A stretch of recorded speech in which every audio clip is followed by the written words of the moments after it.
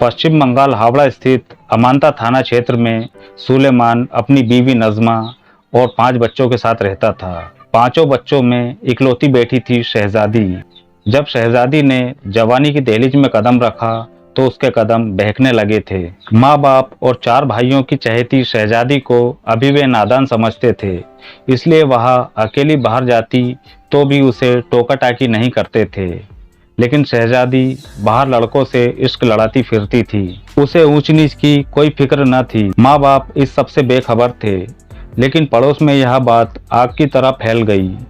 एक दिन सुलेमान के दोस्त ने उसे शहजादी की करतूतों से अवगत कराया। उसने बताया कि अब तक देखा था कि लड़के लड़कियों के पीछे घूमते हैं, लेकिन एक शहजादी है जो खुद लड़के पटाते घूमती है। इस बात को सुनकर सुलेमान सन्न रह गया, लेकिन जब उसे अपने दोस्त की बात पर यकीन नहीं आया तो उसने खुद सच का पता लगाया तो उसे यकीन हो गया कि उसके दोस्त ने गलत नहीं कहा था। अपनी बदचलनी की वजह से शहजादी काफ़ी बदनाम थी। शहजादी को माँ बाप ने समझाया, यहाँ तक कि मारपीट भी की, लेकिन शहजादी को लड़कों का ऐसा चस्का लगा था कि छूट नहीं पा रहा था।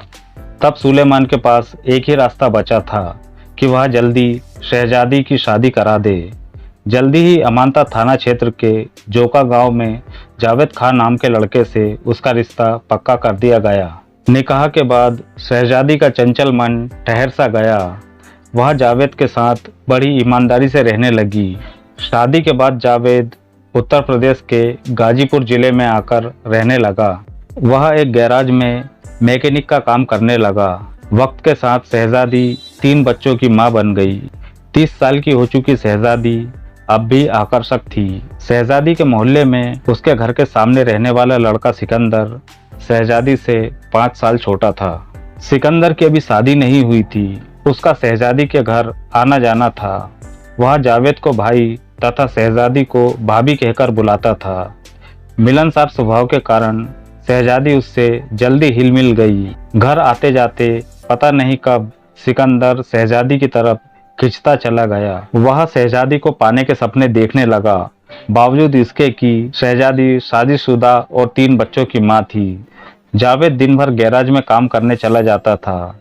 इसका फायदा उठाकर सिकंदर शहजादी के घर घुसा रहता और उसे पटाने की कोशिश में लगा रहता। एक दिन तो सिकंदर ने शहजादी से खुलकर अपने दिल की बात कह दी कि वह उससे प्यार करता है और शादी करना चाहता है।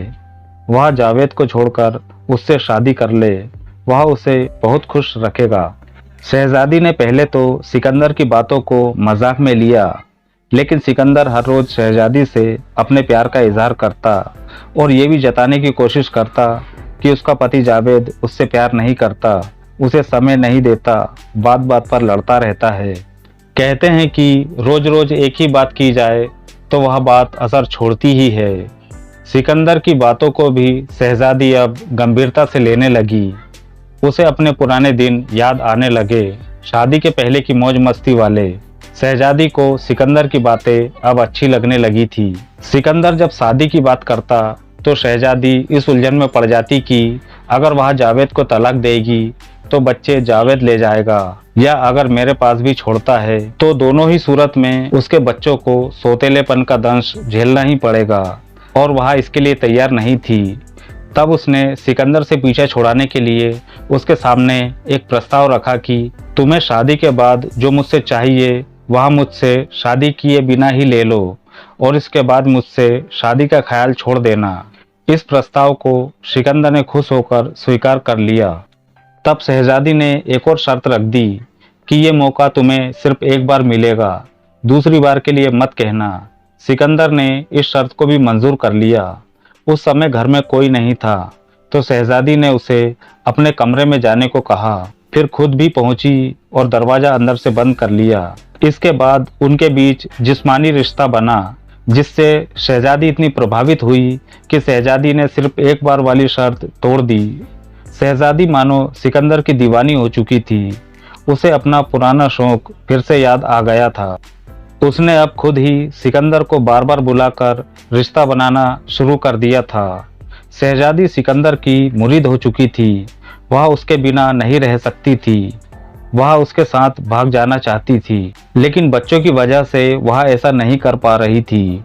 दूसरी तरफ जावेद के लड़ाई झगड़ों से वह परेशान थी।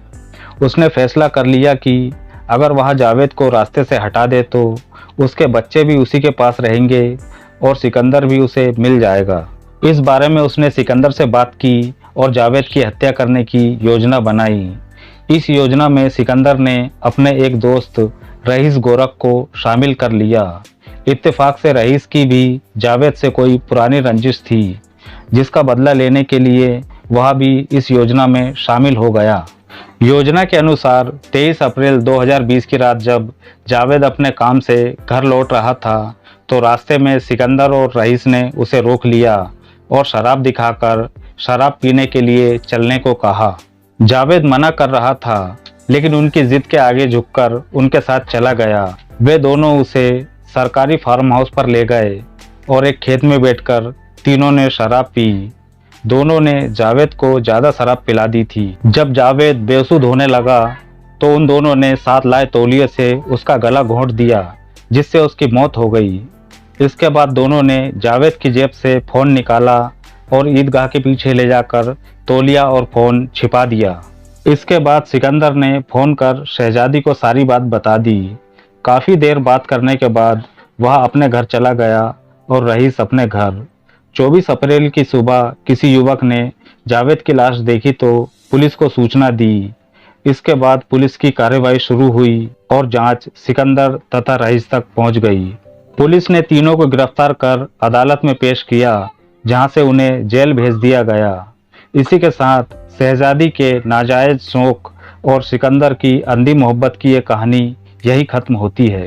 अंत में दोस्तों, हमारा मकसद आपका मनोरंजन करना नहीं, आपको जुर्म के प्रति जागरूक करने का है। अगर आपको हमारा यह प्रयास पसंद है तो हमें लाइक और सब्सक्राइब करें और कमेंट में अपनी अमूल्य राय ज़रूर दें।